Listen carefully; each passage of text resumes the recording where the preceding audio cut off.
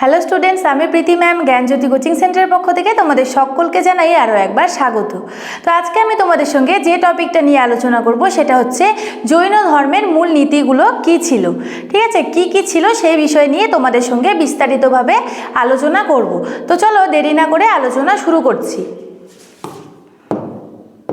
তো দেখো, এখানে প্রথমেই বলা রয়েছে যে জৈন দর্শন মূলত মোক্ষ শাস্ত্র। তো এখানে কি বলা হয়েছে? জৈন দর্শনকে মোক্ষ শাস্ত্র বলা হয়েছে। তো দেখো, মোক্ষ লাভের যে পন্থার কথা জৈন দর্শনে বলা হয়েছে তা হলো নৈতিক, অর্থাৎ জৈন দর্শনে মোক্ষ লাভের একটি পন্থার কথা বলা হয়েছে। সেই পন্থা কিন্তু নৈতিক। ঠিক আছে, নৈতিক পন্থার কথা জৈন দর্শনে বলা হয়েছে। তো দেখো, জৈন ধর্মের প্রতিষ্ঠাতা দ্বারা উল্লেখিত জৈন ধর্মের মূল নীতি হলো অহিংস। ঠিক আছে, এই যে জৈন ধর্মের মূল নীতি কিন্তু অহিংস। এখন দেখো, বর্তমান সময়ে অনেক মানুষ একে অপরকে কিন্তু হিংসে করে। কেউ যদি একটু উচ্চ স্তরে পৌঁছায় তাহলে তাকে কিন্তু যারা একটু নিম্ন স্তরে আছে তারা কিন্তু হিংসা করে। তো এখানে জৈন ধর্ম অনুসারে জৈন ধর্মের মূল নীতি হলো অহিংসা, অর্থাৎ হিংসা করা যাবে না।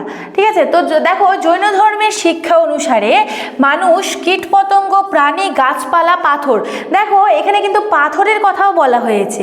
তাহলে জৈন ধর্ম অনুসারে কি, যে মানুষ, কীটপতঙ্গ, প্রাণী, গাছপালা, পাথর ইত্যাদি সহ সমস্ত জীব সমান জীবন ধারণ করতে পারবে। ঠিক আছে, সমান জীব সমান জীবন ধারণ করতে পারবে, কোনো ভেদাভেদ এর মধ্যে কিন্তু হবে না। এমনকি তারা পাথরের কথাও এখানে উল্লেখ করেছেন। ঠিক আছে, দেখো, জৈন ধর্ম পৃথিবীর সমস্ত জীবের জন্য অঘৃণা, ঠিক আছে, অক্ষতি এবং আঘাতের নীতিকে শক্তিশালী করে থাকে। ঠিক আছে, তো দেখো, জৈন ধর্মের কিন্তু এটা কিন্তু খুব ভালো একটি দিক। তো জৈন ধর্মে জীবের জন্য অঘৃণা, অক্ষতি এবং দেখো এখানে আঘাত, অর্থাৎ আঘাত করা যাবে না কাউকে, এই যে নীতি, এই তিনটে নীতিকে কিন্তু শক্তিশালী করে তোলে। তো জৈন ধর্মের কিন্তু 5টি মৌলিক নীতি রয়েছে। তো জৈন ধর্মের 5টি মৌলিক নীতি হচ্ছে, দেখো, প্রথমে যেটার কথা রয়েছে সেটা হচ্ছে অহিংসা। ঠিক আছে, দ্বিতীয় হচ্ছে সত্য, অর্থাৎ অহিংসা, সত্য, এবং এরপরে রয়েছে অচর্য এবং চার নাম্বার যে নীতির কথা বলা হয়েছে সেটা হচ্ছে ব্রহ্মচর্য। ঠিক আছে, ব্রহ্মচর্য। এবং 5 নাম্বার যে নীতিটির কথা বলা হয়েছে সেটা হচ্ছে অপরিগ্রহ। ঠিক আছে, তো দেখো, প্রথমে যে মৌলিক নীতিটির কথা বলা হয়েছে সেটা হচ্ছে অহিংসা। ঠিক আছে, যাতে জীবের কোনো ক্ষতি না হয়, অর্থাৎ অহিংসা, যাতে কারোর প্রতি কেউ হিংসা না করে, এই বিষয় কিন্তু এখানে বলা হয়েছে। দ্বিতীয় হচ্ছে সত্য, সর্বদা নির্দোষভাবে সত্য কথা বলা।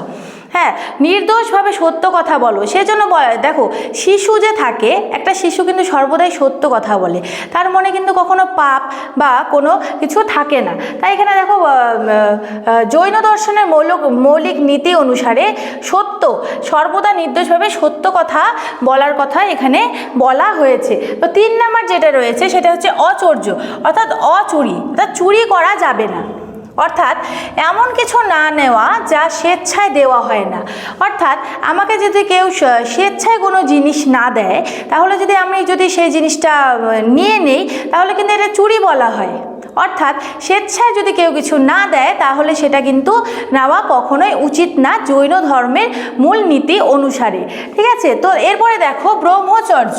তো ব্রহ্মচর্যতে কি বলা হয়েছে, যে ভোগ থেকে মন সহ ইন্দ্রিয়গুলিকে নিয়ন্ত্রণ করা।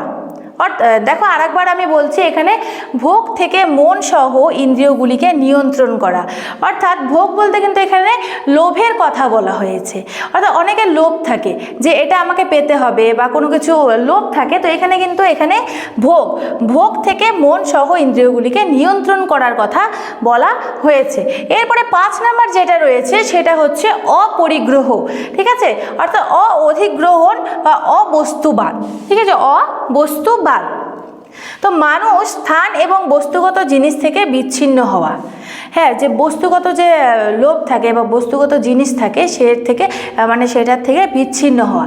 তো দেখো জৈন ধর্মে যে মৌলিক নীতিগুলি রয়েছে এই নীতিগুলির মধ্যে 5টি নীতির সম্পর্কে আমরা এখন জানলাম। তো এই ছিল আজকে আমার বিষয়। দেখা হচ্ছে পরের ভিডিওতে। তো ভিডিওটি শেষ করার আগে তোমাদের সঙ্গে ছোট্ট একটা ইনফরমেশন দিতে চাই। তোমরা যদি আমাদের জ্ঞানজ্যোতি কোচিং সেন্টারে অনলাইনে যুক্ত হতে চাও তাহলে দেখো স্ক্রিনে দুটো নাম্বার দেখতে পাচ্ছ, এই দুটো নাম্বারের মধ্যে যে কোনো একটা নাম্বারের সঙ্গে তোমরা যোগাযোগ করতে পারো। এটা হচ্ছে আমাদের জ্ঞানজ্যোতি কোচিং সেন্টারের অফিসিয়াল হেল্পলাইন নাম্বার। তো ভিডিওটি শুরু থেকে শেষ পর্যন্ত দেখার জন্য থ্যাংক ইউ।